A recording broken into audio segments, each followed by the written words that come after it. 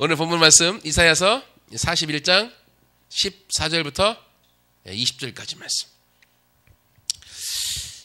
이사야서 41장 말씀이 지난주 말씀드렸던 것처럼 이어서 가면요, 1절부터 7절까지는 어떤 내용으로 되어져 있는가 하면 하나님이 이방인과 우상을 타파하는, 파괴하는 그런 말씀을 하고 있어요. 그리고 8절부터 20절까지 이제 하나님께서 말씀하시는 게 이스라엘아, 이스라엘아, 두려워 말라.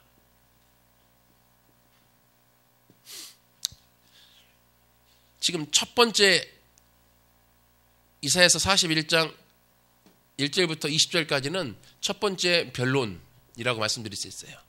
첫 번째 변론. 변론은 뭐냐면 그냥 재판하는 거예요. 재판. 본문상 하나님이 지금 재판을 벌이고 있는 내용으로 되어져 있고요.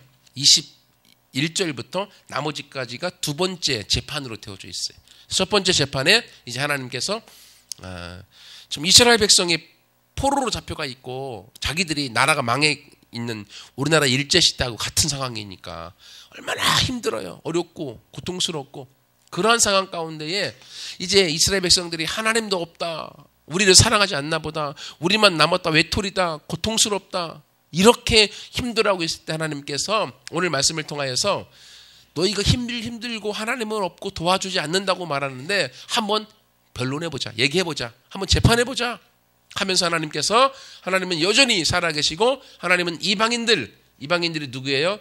이스라엘을 사로잡은 바벨론을 뜻해요. 바벨론과 그리고 그들에게 우상을 하나님이 깨트리고 무너뜨리실 거다. 그리고 나서 그러니까 이 일을 위해서는 이제 나중에 바사라고 하는 페르시아라는 나라를 하나님이 세우셔서 페르시아가 바벨론을 무너뜨리게 만들어버리는 거죠. 하나님께서 이렇게 심판을 통하여서 그러므로 나는 여전히 살아서 일하고 나는 여전히 너와 함께하고 있기 때문에 두려워하지 말라 라고 말하면서 제가 지난번에 말씀드렸던 8절부터 13절까지가 첫 번째 하나님이 두려워 말라라는 내용으로 하나님께서 도우신다, 하나님이 도우신다. 그리고 오늘 본문의 말씀에서 두 번째 14절부터 16절까지 말씀이 어떤 내용인가 하면 이스라엘을 새 타작기계로 내가 세우겠다. 그리고 세 번째 17절부터 20절까지가 광야가 낙원이 되게 하겠다. 이게 하나님의 약속인 거예요. 그렇기 때문에 너희는 두려워하지 말라, 내가 여전히 살아있다 라고 말씀하시는 거예요. 그래서 오늘 첫 번째 나누고 싶은 것도 이 전체의 주제인 첫 번째, 두려워하지 말라라고 하는 거예요. 우리가 하나님을 믿고 하나님 안에 있는 한 두려워하지 말라라는 거예요. 왜? 하나님이 여전히 살아계시기 때문에요. 우리의 환경과 상황을 볼 때는 여전히 문제투성이고 답이 없는 것 같지만, 그러나 이스라엘이 나라가 망하여서 더 이상 회복될 기미도 보이지 않고 포로로 먼 나라에 잡혀가서 거기서 노예 생활하고 있음에도 불구하고 너희는 포기하지 말라, 하나님은 여전히 사랑하시고 너희를 도와주실 것이다, 두려워하지 말라 라고 말씀하시는 거예요. 그래서 14절 처음에도 두려워하지 말라 라고 계속적으로 말하고 있는 거예요. 근데 반대로 사단은 환경을 통해 우리 가운데 두려워해라, 무서워해라, 쫄아라 이렇게 얘기하는 거예요. 하지만 하나님은 우리 가운데 두려워하지 말라, 내가 너를 도울 것이다, 쫄지 마라 라고 말하는 거예요. 어떤 환경이 와도 어떤 상황이 와도 하나님이 살아계시는 하나님은 우리의 도움이 되시는 줄 믿습니다.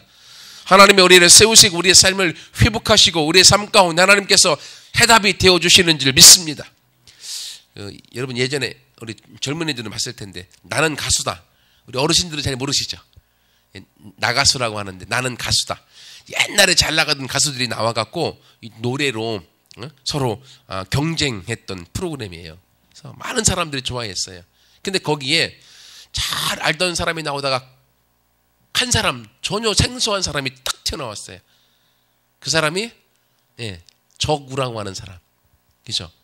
잘 몰라요. 어르신들도 모르고 젊은이도 모르고 저구라는 이름은요 처음 들어 나쁜 사람들. 그래서 다들 저 사람이 왜 나왔을까 할 정도로요. 왜냐하면 우리나라 잘 나가는 사람들, 인순이는 아시죠, 권사님? 인순이. 예, 인순이 또 누구 아실까? 인순이 저기 혼혈하죠, 한국 사람인데. 인순이도 노래 잘하잖아요. 나와서 할 정도로 그렇게 잘 알려진 그런 프로인데 거기에 저구라는 사람이 나왔는데 왜 더 혼란스러웠는가 하면 이 저구라고 하는 사람이 나왔을 때 그 사람을 다 모를 뿐 아니라 그 사람에 대한 루머, 소문이 너무 안 좋았어요. 소문이 마담 출신 다 알잖아, 젊은이들은. 그 술집 마담 출신이다라고 하는 루머. 또 옛날 대통령 박모 대통령의 숨겨놓은 딸이다. 또 이 그 스폰서라고 하는 것도 있는데 아무튼 그래서 스폰서를 통해서 많은 정계와 재계의 사람들과 연결되어져 있다. 막 이런 소문이죠. 루머가 너무 많았던 거예요. 근데 이런 소문을 다 갖고 있음에도 불구하고 이 저구라고 하는 이 가수가 이 나가수에 나온 거예요. 나가수에. 그래서 처음 노래를 부르는데 제가 오늘 아침에 아무튼 프로에 이 저구라는 사람이 나와서 자신의 루머에 대한 이야기들부터 해갖고 쭉 풀어서 얘기를 해주더라고요. 그걸 들으면서 자기는 세상에 나와서 누구에게 말을 할 수가 없었대요. 저구가 가수가 된 지는 20년이 넘었대요. 음반을 처음 낸 게 2004년도. 그런데 그 루머가 2004년부터 지금까지 약 8년 동안 계속적인 루머 때문에 자기가 누구를 만나지 못한대. 만나기만 하면 자기 루머와 연관되어져 있기 때문에 이 사람도 나쁜 사람이 될까봐 자기는 그렇게 숨어서만 지냈다라고. 그런데 나는 가수다 나와서 이제 노래를 숨어만 있던 그 여인이 이제 드러나서 대중들 앞에 노래를 부르는 거예요. 노래로 승부를 한 거죠. 아무튼 이 여인이 노래를 통하여서 명예 졸업 7번까지 이게 해서 졸업생이 됐어요. 명예 졸업한 사람 몇 명 없는데 그 중에 한 사람이 됐어요. 근데 그 모든 사건에 대해서 이야기하면서 이 저구가 어떤 얘기를 하는가 하면 자기는 사람들과 만날 수 없었습니다. 자기 소문 때문에 그 소문이 사실인지 거짓인지 관심도 없고 그 소문들 때문에 자기는 사람들과 만날 수도 없고 나를 만나는 사람들에게 해가 되기 때문에 자기는 혼자였다고. 그래서 나는 가수다의 그 방에서도 자기는 나오지 않고 거기서 혼자만 있었다고 라고 얘기를 하더라고요. 근데 대중 앞에 노래를 처음 부르는데 얼마나 두려움이 컸는지. 그렇죠. 왜냐하면 청중들도 저구란 사람이 나올 것이다라고 들었을 때 그 사람에 대한 인터넷에 검색해 봤을 거 아니에요. 그러면 이런 소문, 너무 나쁜 애야 라고 하는 게 너무나 많이 얘기하고 있으니까 그 사람들 앞에 노래를 부를 수가 없었던 거예요.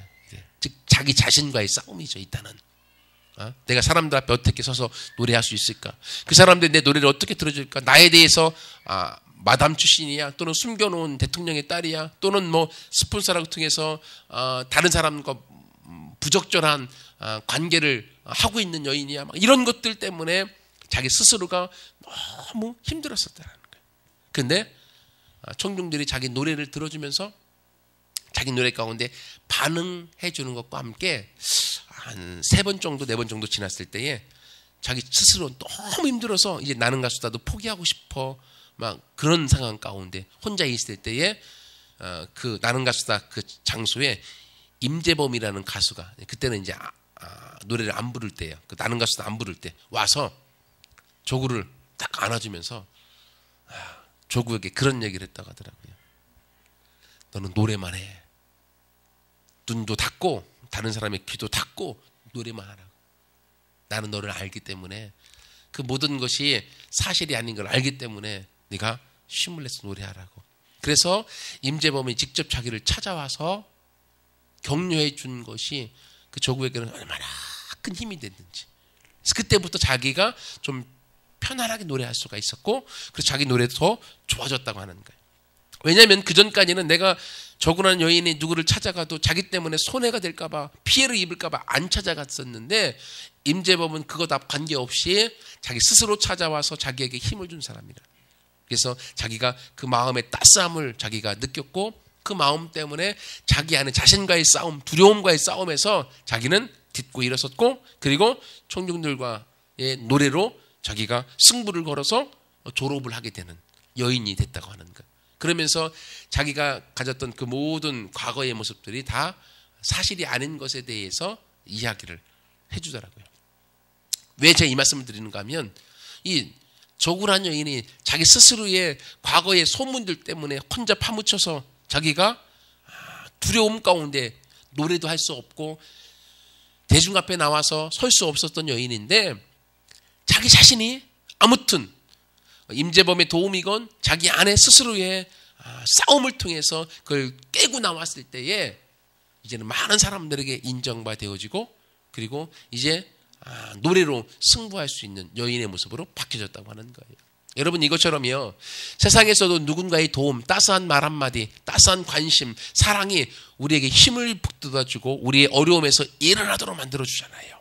그런데 우리에게는 그러한 사람들의 힘들보다 더 큰, 더 온 우주를 만드신 하나님 아버지께서 우리에게 찾아오셔서 우리를 안아주시고 우리를 또다 끌어주시면서 내가 너의 도움이다. 내가 너의 힘으로 함께 해줄 것이다. 내가 너의 구속자다라고 말씀하시면서 우리를 일깨워주고 있는 거예요. 여러분 그러므로 우리가 힘을 안 내서야 되겠습니까? 세상 사람의 도움을 통해서도 힘을 내어서 자신의 고비와 문제와 어려움을 극복해 나가는데 하나님 아버지께서 우리의 도움으로 우리와 함께 하신다고 하는데 우리들 안에 있는 어떠한 고민이건 어떠한 문제건 힘든 것이건 여러분 함께 이 말씀을 통하여 같이 두려움아 떠나갈지어다. 하나님은 나를 회복하시는 분이시고 하나님 나를 도우시는 분이시고 하나님 나와 함께 하신다.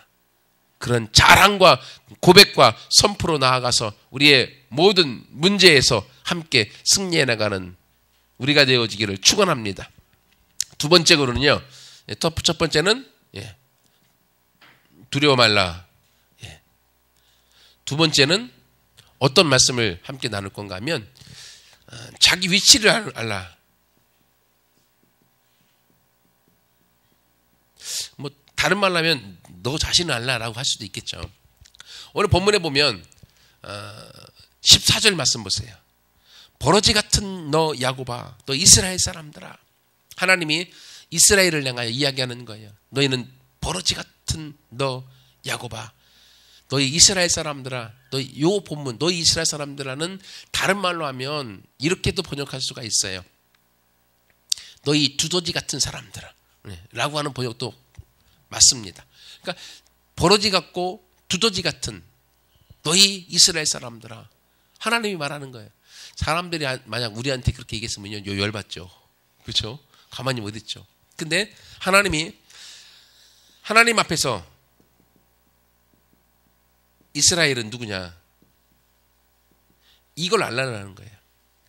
하나님 앞에서 내가 누군가를 온전히 알라라고 하는 거예요. 여러분 하나님 앞에서 내가 이루어 놓은 업적, 하나님 앞에서 내가 지금까지 해놓은 모든 것들을 말한다고 해서 그게 무슨 도움이겠어요? 하나님 앞에서의 내 모습은 어떤 모습이라고요? 오늘 고백하고 있는 부름의 그 버러지 같은 두더지 같은 하나님 앞에서는 내가 아무것도 아닌 걸 알라라고 하는 거예요. 그렇죠? 여러분 이걸 알고 인정하는 사람만이 하나님으로부터 오는 은혜와 사랑과 능력을 우리가 받아 누릴 수 있는 자격이 되어지는 거예요. 그런데 사람은요, 사람 안에 자아라고 하는 게 있어요. 자아. 사람이 영, 혼, 육으로 되어져 있잖아요. 이 혼이라고 하는 것이 자, 이게 지, 정, 의로 되어져 있어요. 지식과 내 감정과 의지를 통해서 내 자, 나라고 하는 게 만들어져 갖고요. 내 생각, 내 고집, 내 뜻, 나 중심. 이것이 우리를 사로잡아서 영이신 하나님이 영을 통하여서 말하고 있는 하나님의 음성에 귀 기울이기보다는 내 생각대로 살려고 하는 것들이 너무나 많아요. 그렇기 때문에 내가 버러지 같고 아무것도 아니다라는 말을 내 자아가 딱 들어버리면 어떡합니까? 바로 열받죠. 그냥 머리에서 스팀이 딱 날아오고 뚜껑이 딱 열려갖고 바로 대받아치든지, 입에서 뭐 이상한 말이 나가든지, 얼굴이 울그락불그락 한다든지, 이렇게 되어져 버리는 거예요. 왜? 내 자아가 여전히 살아있기 때문에요.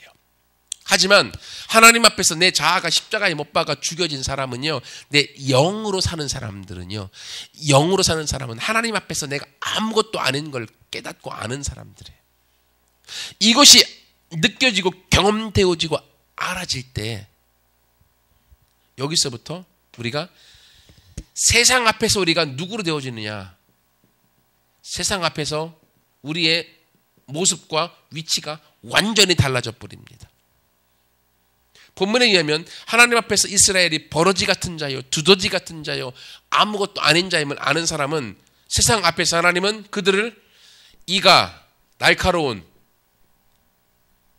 새 타작기계로 삼겠다라고 말하고 있어요. 우리 검사님들 아시죠? 저기 타작하는 거. 옛날에 벼 농사 지고 나면 타작할 때 타작하는 거 있잖아요.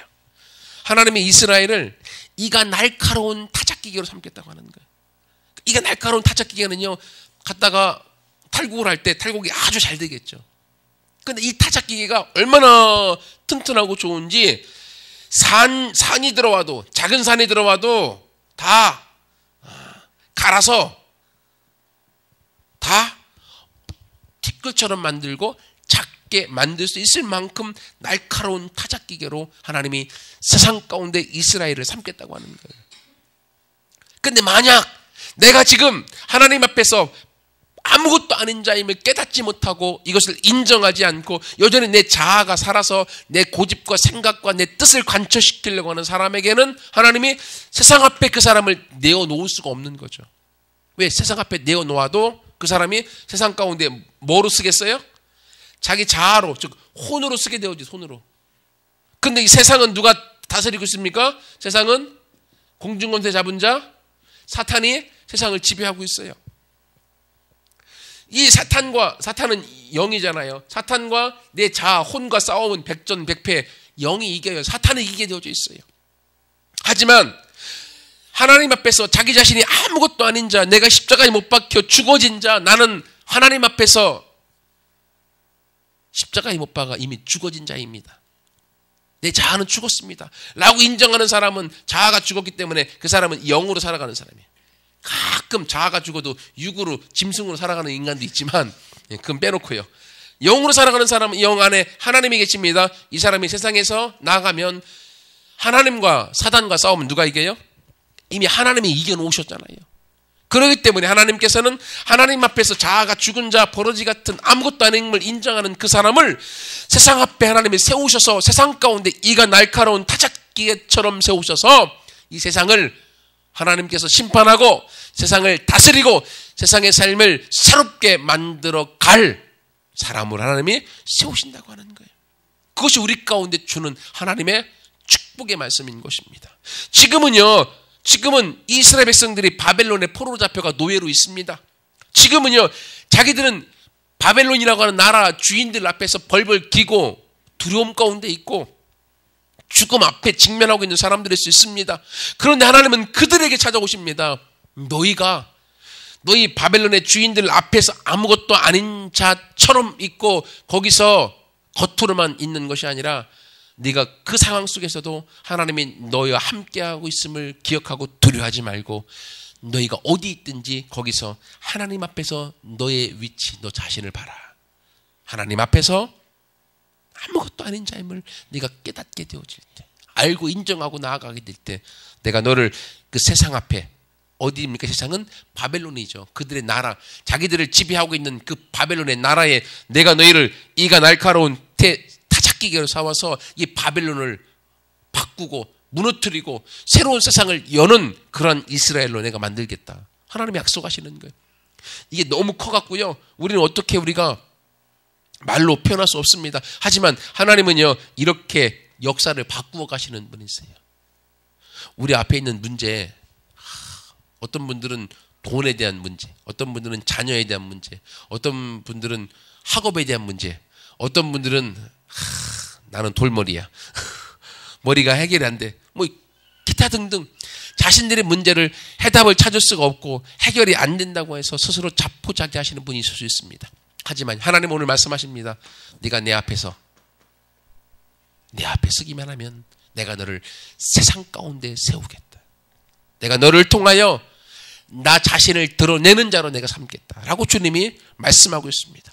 너무 재미난 건요, 본문에 보면 하나님이 산들과 작은 산들을 다 갈아서 벼처럼 만든대. 벼처럼, 벼의 겨처럼.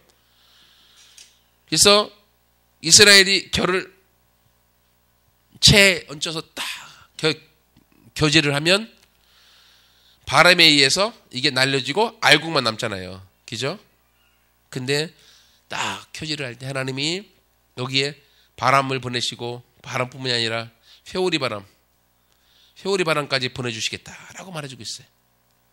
여러분, 우리가 하나님 앞에서 지금은 아무것도 아닌 것 같다 할지라도 하나님 앞에서 우리가 하나님이 일하실 것을 믿고 세상 가운데 발을 한 걸음 내딛고 하나님 의지하여 나아가면 하나님 우리 가운데 바람과 회오리 바람까지 불어주셔서 우리를 도와주신다고 하는 거예요.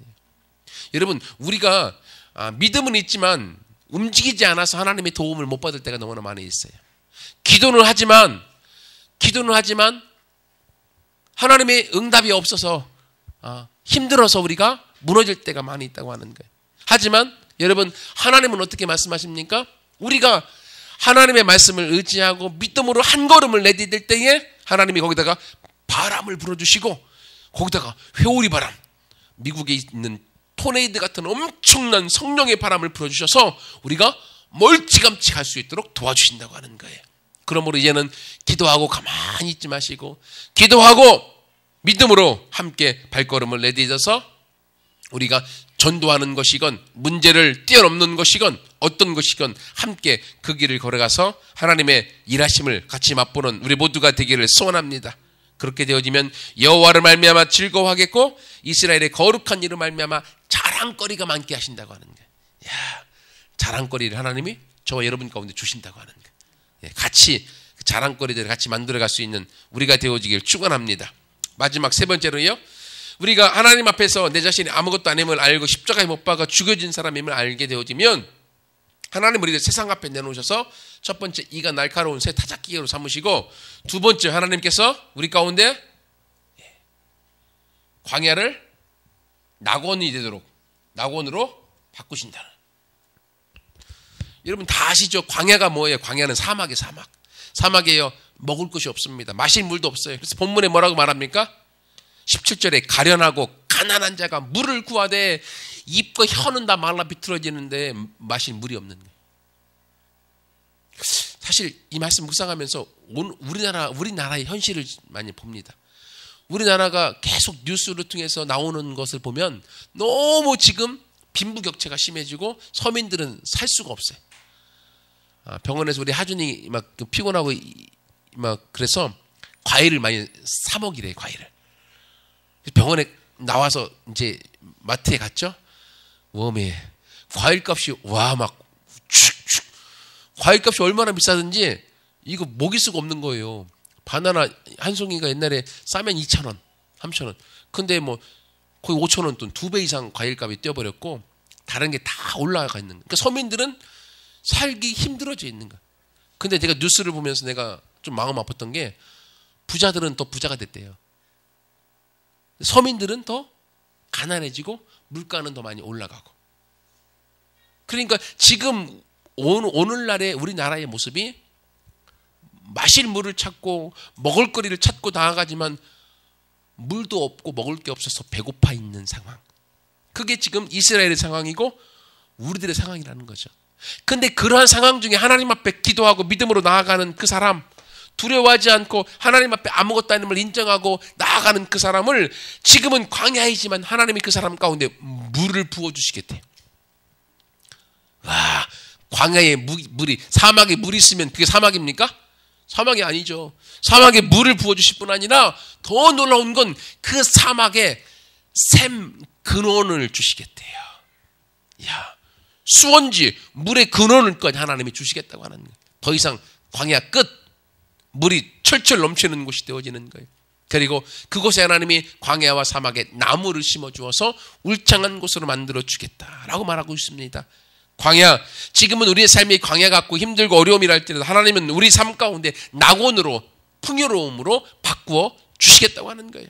여러분, 이것이 신약에 보면요, 요한복음 7장 37절부터 39절에 보면 명절 끝날에 예수께서 나와 일러 가라사대 누구든지 목마르거든 내게로 와서 마시라. 목마르잖아요. 지금 광야에 있는 사람 목마르잖아요. 누구든지 목마르거든 내게로 와서 마시라. 내가 그에게 채워주겠다. 그 배에서 생수의 강이 흘러 넘치도록 만들어주겠다 라고 말하고 있어요. 이는 장차 예수를 믿는 자가 받을 성령에 대하여 말씀하십니다. 광야와 어려움이 있는데요, 너무 재미난 건 본문에서는 하나님이 광야를 낙원으로 바꿔주겠다고 하는 것인데 세상 앞에서, 근데 요한복음 7장 37절부터 39절에 보면 그 배에서, 우리의 배에서 생수의 강이 흘러 넘치리라는 거예요. 무슨 말인가 하면, 먼저 하나님은 우리의 환경과 상황을 바꾸시는 것이 아니라 뭘 바꾸신다고요? 우리의 마음을 바꿔주시는 마음. 어려워서 힘들지만 어려워 죽겠다가 아니라 어려운 가운데도 하나님의 빛을 주시고 어려운 가운데도 하나님이 함께 하시는 것을 보면서 우리 마음에 하나님을 바라볼 수 있는 마음의 변화를 주시겠다고 하는 거예요. 마음이 바뀌면 그 배에서부터 생수의 강이 흘러넘치는 거예요. 생수의 강이 흘러넘치면 이 마음의 생수의 강이 현실의 상황과 환경을 바꾸어서 진짜 생수의 강이 흘러넘치게 만드시는 거예요. 하나님이 이러한 역사를 우리 가운데 주시기 원하시는 거예요. 그러므로 두려워하지 마십시오. 우리 어떤 어려움이 있다 할지라도 하나님은 우리의 광야를 낙원으로 바꾸실 것입니다. 먼저 우리의 마음에 안 돼, 할 수 없어. 그리고 나는 안 돼, 나는 포기야 라고 하는 그 모든 마음들, 사단이 우리의 마음에 사로잡아서 묶어놓으려고 하지만 그 마음을 하나님 앞에 들으십시오. 성령님을 의지할 때 성령님은 우리의 마음을 바꾸시고 내 마음이 바뀌면 세상의 모든 것이 바뀌어지게 되어집니다. 우리의 마음이 바뀌면 우리의 환경과 상황이 바뀌어지게 되고 하나님의 치우심을 경험하게 되어집니다. 또 하나 예화로 드리면 에스겔서 47장 1절부터 12절까지 보면 에스겔의 환상 중에서 성전에서 문지방에서부터 물이 흘러나옵니다. 성전의 물, 성령으로 설명할 수 있습니다. 성전 안에서 흘러나온 그 물이 넘쳐서 흘러가는 곳마다 그 뚝 양옆에 나무들마다 울창하고 열매가 과실이 풍성하게 되어지고 그 물을 먹는 모든 짐승과 그 물 안에 사는 고기들 또한 번성하게 되어지고 그리고 약초가 흘러 넘치도록 하나님이 그 모든 환경을 바꾸어 놓습니다. 여러분, 이것처럼요, 하나님은 오늘 우리 가운데에 말씀하십니다.